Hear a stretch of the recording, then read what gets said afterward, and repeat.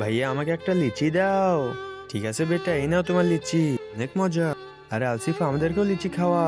আমি আজকে না, কালকে তোমাদের সবাইকে খাওয়াবো। বাবা, আমাকে 50টা টাকা দাও, আমার বন্ধুদেরকে আমি লিচি খাওয়াতে চাই। ঠিক আছে বেটা, দাঁড়া, এখনই দিচ্ছি। এই নে। আই লাভ ইউ বাবা। ভাইয়া আমাকে লিচি দিও। এই নাও লিচি।